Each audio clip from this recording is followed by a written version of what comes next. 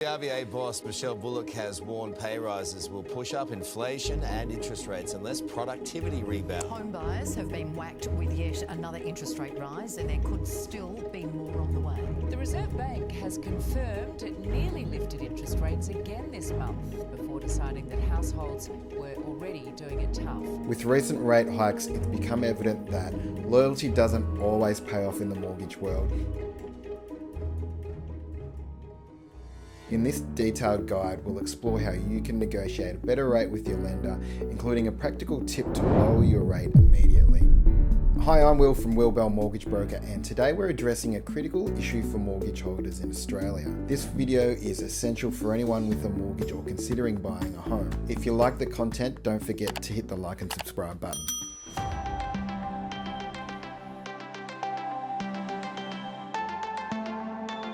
Let's start by understanding why some home loan rates are lower than others. Banks assess interest rates based on the risk associated with each customer. Typically, a lower deposit means a higher interest rate. As a first home buyer, you might enter the market with a 5 to 10% deposit. Over time, as you build equity and your property value increases, you become a less risky borrower, potentially qualifying for better rates. This principle applies to investment properties as well, where different rules and offers come into play. What we're seeing in the mortgage market is the prevalence of the loyalty tax. Banks often offer new customers more attractive deals, assuming existing customers won't bother to review their loans. For instance, I recently worked with a couple who had been with their bank for over 7 years. They hadn't realised their interest rate had crept up to over 7.2%. By switching to a bank offering a 1% lower interest rate, they could potentially pay off their home loan 5 or 6 years earlier. That's the power of a small change in your interest rate. Savvy borrowers are saving as much as $1,200 a month and pocketing thousands in rebates just by switching lenders. How do banks manipulate interest rates? A common issue arises when the fixed rate period ends. Many homeowners find themselves automatically switched to higher variable rates. For example, a client of mine had a fixed rate at 1.99, lucky them, with Westpac. Upon expiry, it was set to revert to almost 8%. By proactively negotiating with the lender, we secured a much better rate for them.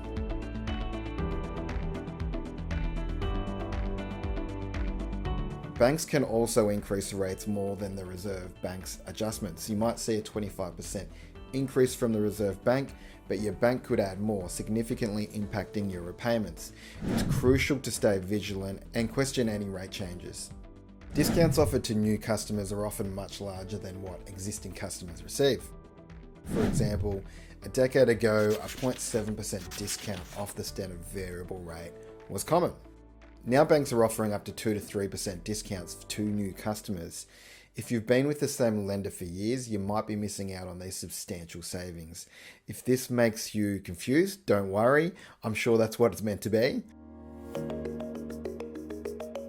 If you're wondering how to secure the lowest possible rate, there are some steps. First, consider consulting a mortgage broker like the team here at Will Bell Mortgage Broker. We have the tools and expertise to help quickly find the best deals for you. Secondly, check your bank's website for rates offered to new customers. Thirdly, a clever little tactic is to call your bank and negotiate, but first check what the rest of the competition is offering to make sure what the deal being offered by them is competitive. There are a few factors here that might hinder your negotiation with the bank. If you're on a fixed rate loan, banks are unlikely to renegotiate them until the term ends. Also, if your property's value has changed significantly, banks may require a new valuation before considering a rate change. Additionally, certain loan products like basic home loans, for example, may not offer flexible rate adjustments. Changes in your personal circumstances, such as missed repayments or defaults, can also affect your ability to negotiate a better rate. In such cases, it might be time to consider other banking options.